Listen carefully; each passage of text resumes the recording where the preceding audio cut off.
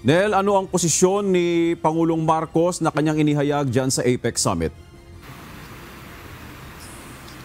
Yes, Vic, ipinanawagan ni Pangulong Ferdinand Marcos Jr. sa kanyang mga kapwa-leader na kasapi ng Asia-Pacific Economic Cooperation na makipagtulungan sa gitna ng kinakaharap nga na hamon ng mundo pagdating dito sa usaping pang-ekonomiya.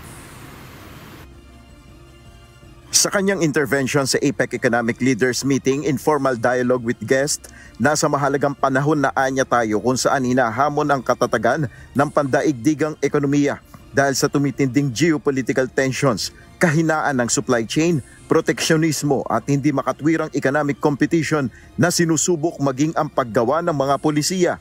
Ayon kay Pangulong Marcos, hinaharap ngayon ang mga hamong hindi pa nasasaalang-alang o napaghandaan noong binuo ang rules-based system.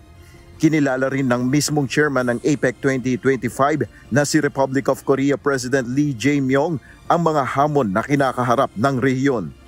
우리 모두는 국제 질서가 격변하는 중대한 변곡점 위에 서 있습니다.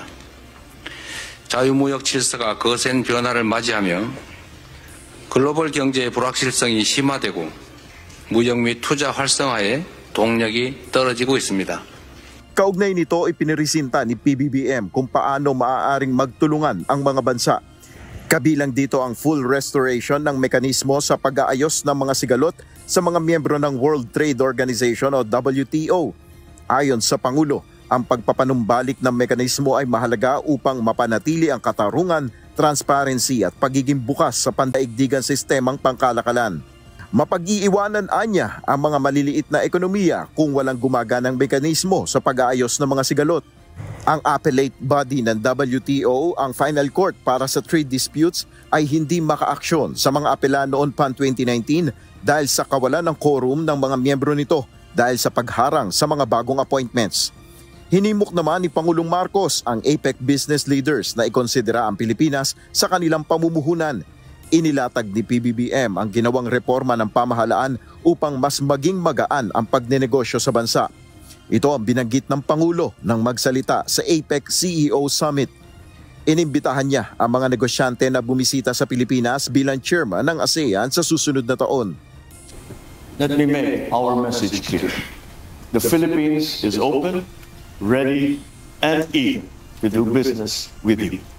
The Philippines offers more than just a strategic location at the heart of the region.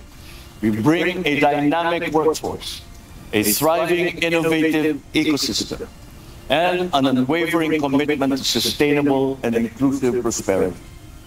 Dumating sa APEC Summit sina Chinese President Xi Jinping, Crown Prince ng Abu Dhabi na si Khaled Mohammed Al Nahyan, Australian Prime Minister Anthony Albanese, Canadian Prime Minister Mark Carney, Japan Prime Minister Sanae Takaichi, New Zealand Prime Minister Christopher Luxon, Deputy Prime Minister ng Russia na si Alexei Overchuk, United States Secretary of the Treasury na si Scott Bessent at iba pang partners ng APEC.